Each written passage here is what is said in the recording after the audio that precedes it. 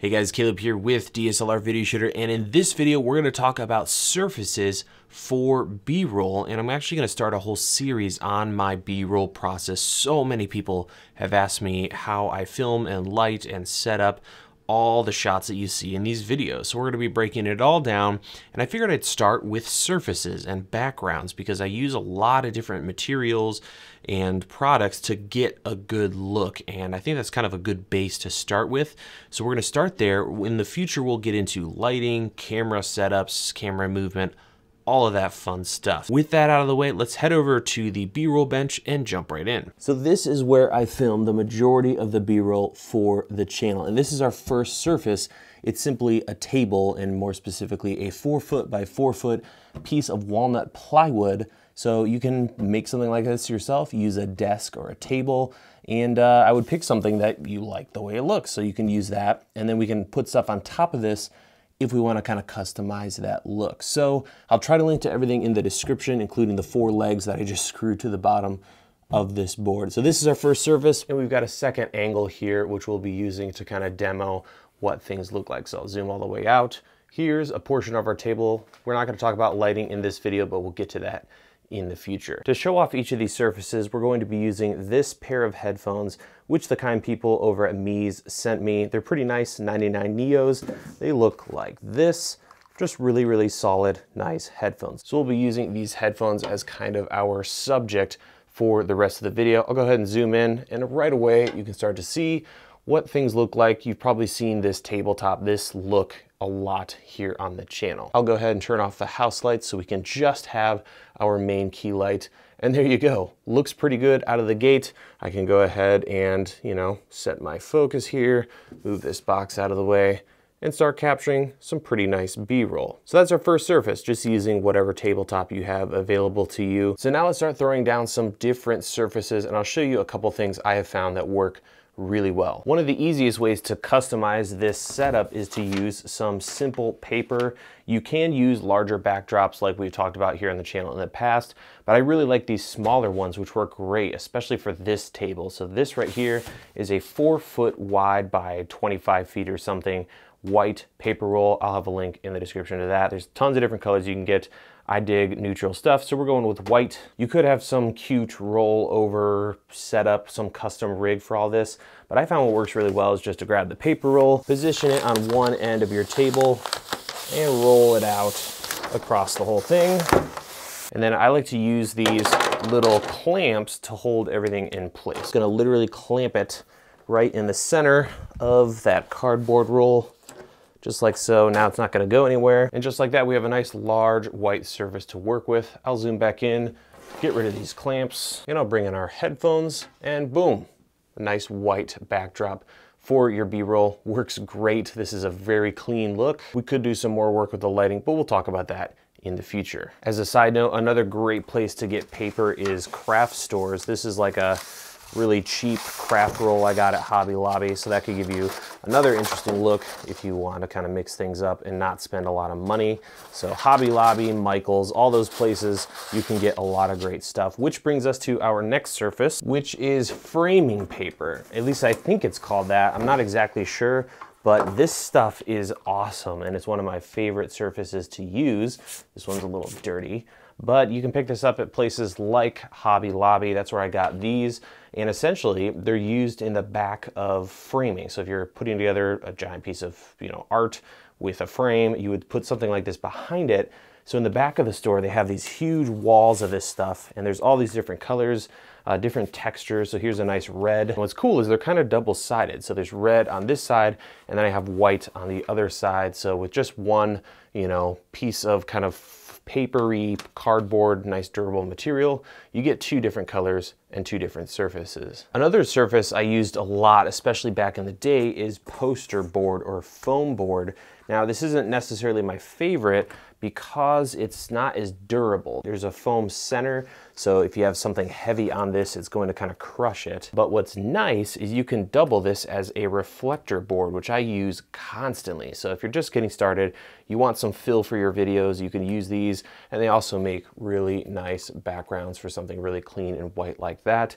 This one, what's cool about it is it's also corkboard on the other side. So if you're doing back to school tech or something like that, you can get kind of a cool look going with that. So another double-sided option, really like this. This is also from Hobby Lobby. There's one near me, so I get a lot of stuff from them. Our next surface to talk about is straight up wood. You can get it in plywood sheets like this right here. This is a simple pine. I haven't stained it yet, but you could go out and buy all kinds of different stains. And what's great is instead of picking up a giant piece, most do-it-yourself stores or big box stores will sell you smaller pieces like this one. This is a simple piece of plywood and it looks pretty muted, but you can get some pretty exotic stuff or stain it yourself. And if you want something a little sexier looking without any work, another great option is cutting boards. So here's a cutting board I picked up on Amazon. Again, I'll find a link for you guys in the description. You can see it looks pretty good. You can see the headphones are a little large for this, but for smaller things or getting a giant cutting board, that would do the trick as well. The next category of backgrounds I want to talk about is one of my favorites of late, and that is vinyl. So the idea with these is you can pick them up for, I would say, around $20 on Amazon, and they're kind of designed to attach to the wall or cover ugly countertops to make them look like marble, granite, all this other stuff. Don't do that, by the way, because that's just a terrible idea, but they work great for shooting video and photos. So I've got a couple here. As you can see, we're gonna go ahead and start with the first one I got, which I really, really dig. This would be amazing if you do cooking videos, and that is this fake or faux marble. So what I do to make it easy is just unroll it partially. They're kind of finicky to work with because they want to stay rolled up. And I'm just going to tape it with some masking tape here. And obviously I suck at centering things, but the nice thing about having this whole table on wheels is I can simply just roll it over to kind of recenter things. We'll punch in on our camera and we'll grab our headphones and go ahead and set those in place. And that looks pretty hot considering how straightforward this material is. The grain on this marble isn't that intense, but you can get all kinds of crazy different types of these vinyl wraps. They do have a sticky back, so if you wanted to, you could create giant boards of this stuff. I recently picked up even more of these because I really, really like them. Here's two different colors of kind of a concrete. If you wanted to mix that up, those look great. Our next surface is similar to both paper and that vinyl we just took a look at, and that's sheets of PVC. So this is essentially the same stuff as PVC pipes, but it's really, really thin and it rolls up. What's cool about these is a couple things. You'll notice on one side we have a really high gloss, and then on the other side a very, very nice matte white. And this comes, again, tons of different colors. It, out of the box, sucks to work with because it doesn't want to leave this form. So what I would recommend is hang it somehow or lay it out and find a way to try to get it flat. And even after that, it's going to want to always roll up, which sucks. But it, so far, has been the purest, most beautiful, flat, easy to light material that I've ever worked with. So I really, really love it. And I just love the way it looks. And if you don't have a lot of lighting gear, it's also a great option because that white is going to bounce light all over whatever you're filming. You'll also notice that it just looks perfectly milky white everywhere, whereas paper backdrops, usually if you look closely, you can see kind of the grain of the paper and it can be a little distracting, especially if you're doing really, really nice close-ups like this. But you know, this stuff just really stays perfectly white consistently across the board. So I definitely need to pick up more of these. They're also really, really durable and waterproof because it's PVC. So a great option if you're gonna get messy. But yeah, really, really, really like this material. The next surface is kind of recycling paper. So here is a bunch of paper that I ripped off this table right before filming. What's awesome and a great way to reuse it is to wrinkle it up and then lay it out flat again. And that gives you a pretty awesome geometric look for your videos. Let me go ahead and do that real quick off camera. Okay, so we've got the paper all wrinkled up. And now I'm gonna punch in on our main camera here and you can see, looks pretty great. Now on white, it kind of looks like a wrinkled sheet almost, but I've done this in the past with gray and I really, really like the way it looks. So if you got some junk paper rolls like this sitting around, might as well, you know, crumple them up and reuse them right before you throw them out. Okay, only a couple left to go. This next one is pretty weird, but I actually found it works fairly well. It's pretty interesting, and that's to use kind of a desk mat or a mouse pad that has some kind of texture printed on it. So let me move our headphones out of the way. I'll go ahead and grab this desk mat, and it's kind of like a concrete looking setup. So we'll set it up right in the center there. Looks pretty convincing until you zoom really, really close, but for the most part, it works pretty well. I'll go ahead and center up our headphones, double check our focus, and that looks pretty sick. Now, if I zoom way in and focus on the actual mat itself, you might be able to make out tiny little dots, and that's essentially just the way it's printed on the actual mat.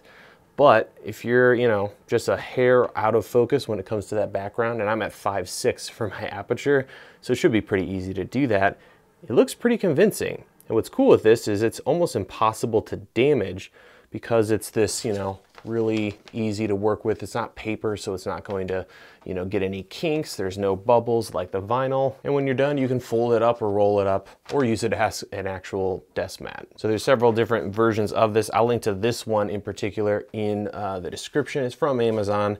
And I know a lot of people have used it for backgrounds for like food, like a white plate looks really, really nice against this. The next two surfaces can be purchased as a kit, and they're essentially a way to mimic glass. And there's a black one like you see here. Let me slide that down. And here I have a white one that I've not used yet, so I can go ahead and peel off this protective layer for you guys. So what's great with these is you can get that kind of, you know, perfect reflection look with them. You got the black and the white, they come together and they're double-sided. So, you know, I would keep this film on one side, use the other, and then once that's all scratched up down the road, just simply flip it over and now you're good to go. So I've lowered my camera here and I'm gonna zoom all the way in, and it's not perfect, but pretty quickly you can see what's going on here. We got that nice reflection of the product underneath it. You'd want to back way further up probably and use a long lens and maybe a black backdrop, but that would look pretty hot with just about anything. So you've got both the black and the white, which is a little more subtle, and you could change up your lighting to get something a little more dramatic there. But the point is you get that really, really nice reflection, and it's pretty awesome. So it's about 2 foot by 2 foot for this kit that comes with the white and the black double-sided. Also comes with this foam, so if you want to kind of add a little bit of fill, you can totally do that with the foam that's included. And if you want something a little larger, or if you want this look but with the previous things we've already talked about, you can simply go to Lowe's or Home Depot or anywhere that sells Plexi-Glass and pick up a big sheet of Plexi-Glass. Then you could use any surface you like and just throw that thing on top, and now you got this huge glossy, glassy surface. And that, ladies and gentlemen, are all or most of the surfaces that I use when I shoot B-roll. We went over the table. I'll have links to everything in the description that I can possibly find that we've talked about. And stay tuned for more videos on how I shoot B-roll here in the studio. We're gonna jump into camera setup as well as lighting, which really is the most important thing when it comes to getting great shots for B-roll, for YouTube, for anything. So with all that out of the way, thank you guys so much for watching. I hope you have a wonderful rest of your day. We'll see you in the next video.